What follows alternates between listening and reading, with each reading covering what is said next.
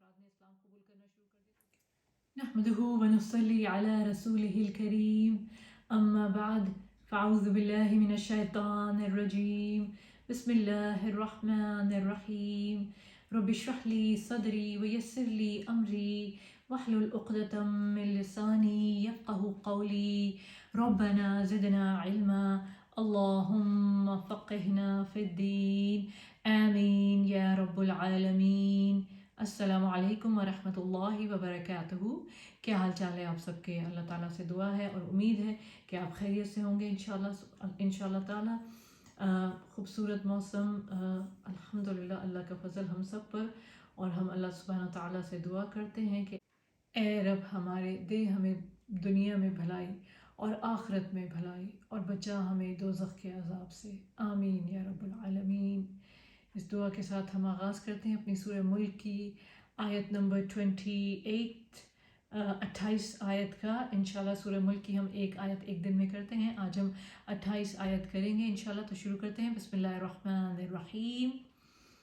قل ارأيتم ان اهلكني الله ومن معي او رحمنا فمن يجير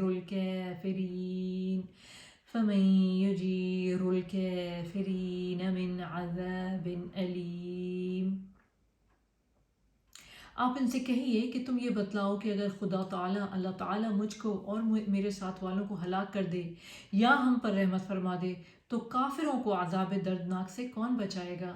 یہ کون کس سے کہا جا رہا ہے؟ حضور اکرم صلی اللہ علیہ وآلہ وسلم فرما رہے ہیں، اللہ سبحانہ تعالیٰ فرما رہے ہیں کہ آپ جا کے کہیے ان کافروں سے، اے محمد صلی اللہ علیہ وسلم، اے نبی صلی اللہ علیہ وسلم، آپ جائیے اور ان سے کہیے کہ تمہیں کیا فرق پڑے گا کہ اللہ سبحانہ و تعالیٰ ہمیں معاف کر دے یا ہمیں دوزخ کے عذاب میں ڈالے، نعوذ باللہ. ان سے کہو تم نے یہ بھی سوچا کہ اللہ خواہ مخواہ مجھے اور میرے ساتھیوں کو ہلاک کر دے یا ہم پر رحم کرے، کافروں کو دردناک عذاب سے کون بچا لے گا؟ یعنی کہ تمہارا جو عذاب کا تعلق ہے اس کا ہماری سزا یا جزا سے تو کوئی تعلق نہیں ہے.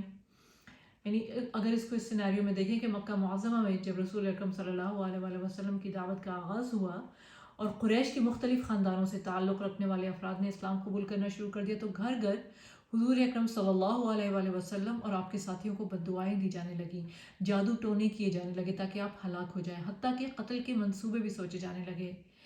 اس پر یہ فرمایا گیا کہ ان سے کہو خواہ ہم ہلاک ہوں یا خدا کے فضل سے زندہ رہیں، اس سے تمہیں کیا فائدہ حاصل ہوگا؟ تم اپنی فکر کرو کہ خدا کے عذاب سے تم کیسے بچو گے. اور یہی چیز ہے جو آپ کو اور مجھے بھی سوچنی ہے کہ جانے والے چلے گئے، وہ اپنے حصے کا کام کر گئے، آنے والے آئیں گے، وہ اپنے حصے کا کام کریں گے. میں اور آپ جو اس وقت اس گھڑی میں ہم زندہ ہیں، یہ جو وقت ہمیں دیا گیا ہے، ہم اپنے حصے کا کام کر رہے ہیں. ہم اپنی امانت جو ہمیں دی گئی ہے، دین کی امانت قرآن، ہم اس کو آگے فارورڈ کر رہے ہیں کہ ہم نے اسی طرح سے اس کو لیا ہے جسے حضور اکرم صلی اللہ علیہ وسلم نے اپنے خلفائے راشدین یا اپنے صحابہ کے ساتھ چھوڑ کے گئے تھے. اس کو کہ میں اور آپ اپنی ذمہ داری محسوس کرتے ہیں، اور کیا ہم اپنے آپ کو آگ سے بچانے کی اور اپنے خاندانوں کو آگ سے بچانے کی طرف مائل ہیں، کی طرف کوششیں کر رہے ہیں؟ یہ سوال ہے ہمارا بھی اپنے آپ سے، اور ہونا بھی چاہیے. اللہ سبحانہ تعالیٰ ہمیں ان لوگوں میں رکھے کہ جو ہر وقت اپنے آپ کو اس بے چینی اور فکر میں مبتلا رکھتے ہیں کہ یا رب العالمین ہم سے راضی ہو جانا، ہم سے وہ کام لے لینا جس کے لیے تو نے ہمیں یہ وقت، یہ مہلت دیا اور اس دنیا میں بھیجا ہے، یا رب العالمین. آمین. اسی کے ساتھ اجازت چاہوں گی. سبحانک اللہم و بحمدک اشہد ان لا الہ الا انت استغفرک و اتوب الیک. السلام علیکم ورحمۃ اللہ وبرکاتہ.